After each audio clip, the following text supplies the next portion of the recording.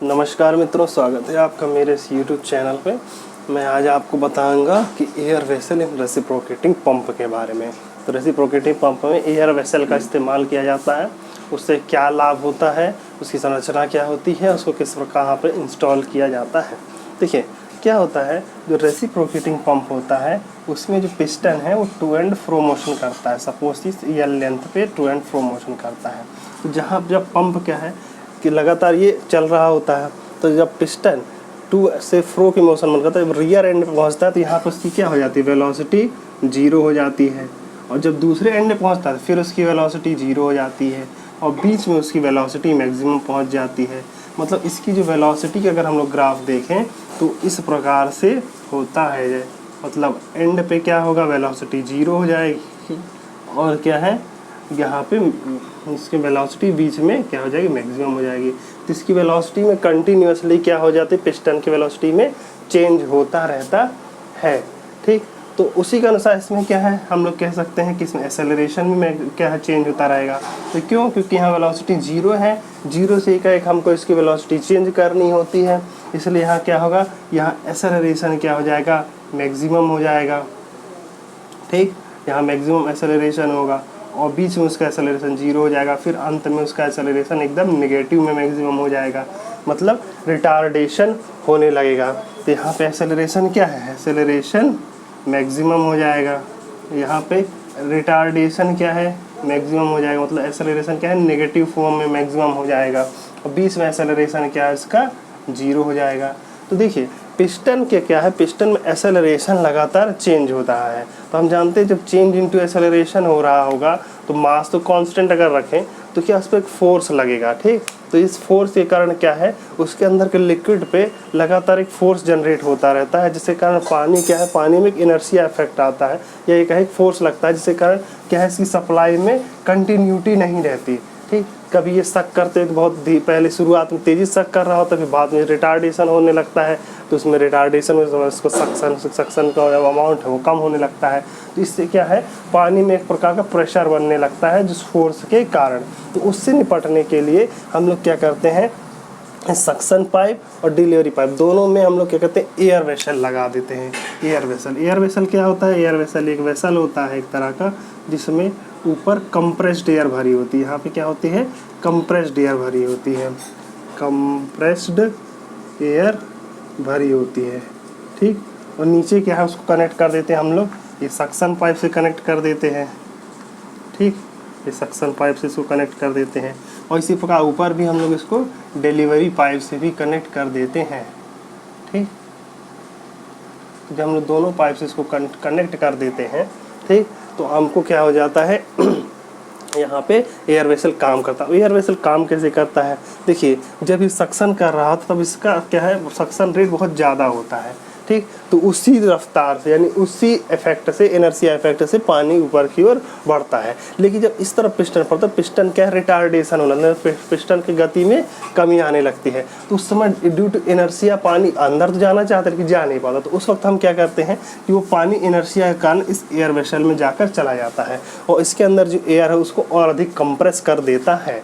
ठीक, और जब रिटार्डेशन के बाद ये वापस पंप आता है, तो जब वापस आता है तो यहाँ से डिस्चार्ज देता है। तो डिस्चार्ज के समय फिर क्या है, इसकी वेलोसिटी यहाँ एक्सेलरेट कर रही होती है और यहाँ पर रिटार्ड होने लगती है। तो एक्सेलरेशन के समय क्या है, डिस्चार्ज ज़्यादा हो रहा होता है और रिटार्डेशन के समय डिस्चार्ज कम हो जाता है। तो एक्सेलरेशन के समय जो एक्स्ट्रा डिस्चार्ज होता है वो जा कर के एयर वेसल में कलेक्ट हो जाता है और जब रिटार्डेशन होने लगता है तो उस समय यही जो पानी है, ये कंप्रेस्ड एयर इसको वापस भेजता है, तो यही पानी उसमें से डिस्चार्ज होते लगता है। मतलब कहने का मात्रा है कि इसमें जो डिस्चार्ज हो रहा होता है उस वक्त सक्शन के जब से स्टार्ट होता है डिस्चार्ज, तो उसमें शुरू में फ्लो क्या है, जो मैक्सिमम होता है उसमें पानी स्टोर हो जाता है और जब रिटार्डेशन होने लगता है तो वही पानी इसमें से फ्लो होने लगता है। यहाँ पे हम लोग को फ्लो जो है स्मूथ होने लगता है। और यही सक्शन साइड क्या होता है, सक्शन साइड जब यहाँ एक्सेलरेट हो रहा है तब पानी जाकर के इसमें स्टोर हो जाता है और रिटार्डेशन के समय इसमें से धीरे धीरे निकलता रहता है। तो जो हमको डिस्चार्ज प्राप्त हो तो स्मूथ होता है। ठीक, तो ये एयर वेसल होता है। तो एयर वेसल क्या कहते हैं, दो तरीके से काम करता है। एक नंबर एक क्या करता है, कंटिन्यूस सप्लाई ऑफ लिक्विड की सप्लाई क्या है, कंटिन्यूस कर देता है। मतलब जिस समय डिस्चार्ज हमको प्राप्त नहीं हो रहा होता है उस वक्त भी हमको डिस्चार्ज, मतलब अगर बिना एयर वेसल के डिस्चार्ज प्राप्त नहीं होता, अगर हम लोग एयर वेसल लगा दें तो हमको उस वक्त भी डिस्चार्ज प्राप्त होने लगेगा। देखिए डिस्चार्ज की मात्रा में कमी या ज़्यादा नहीं होती है, डिस्चार्ज उतना ही हो रहा होता है, लेकिन उसका रेट क्या है, वो कंटिन्यूस हो जाता है। अब देखिए दूसरा क्या है, दूसरा सेव ऑफ वर्क।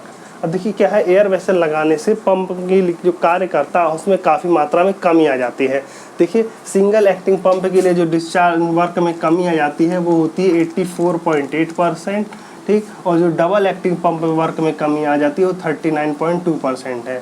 इसका अगर आप डेरिवेशन देखना चाहें तो आर के बंसली किताब में आपको मिल जाएगा, ठीक। लेकिन अभी ये ज़्यादा इम्पोर्टेंट नहीं है, डिप्लोमा लेवल पे इसका डेरिवेशन इम्पॉर्टेंट नहीं है, इसलिए आप बस इतना याद कर लीजिए, सिंगल एक्टिंग में 84.8% वर्क कम हो जाता है, डबल एक्टिंग 39.2% वर्क कम हो जाता है। अब देखिए वर्क कैसे कम हो जाता है, देखिए हम जानते हैं कि जैसे अगर वेलोसिटी में चेंज हो रहा होता है तो फ्रिक्शन जो है, फ्रिक्शन फोर्स उसमें भी चेंज होता है, ठीक। तो अगर पानी एक यहाँ पर रुक जाता है तो हम जानते हैं स्टैटिक फ्रिक्शन मतलब रुके हुआ जो फ्रिक्शन होता है, और डायनेमिक फ्रिक्शन मतलब कोई वस्तु गति मोशन करते उस वक्त फ्रिक्शन होता है, उसमें काफ़ी अंतर होता है। मतलब स्टैटिक फ्रिक्शन बहुत अधिक होता है और डायनेमिक फ्रिक्शन उसकी तुलना में काफ़ी कम होता है, ठीक। तो पानी अगर रुक जाए फिर मूवमेंट देना पड़े तो उसको फ्रिक्शन की मात्रा अधिक हो जाती है, ठीक। तो एयर वेसल क्या करता है, एयर वेसल पानी फ्लो को कंटिन्यूस रखता है।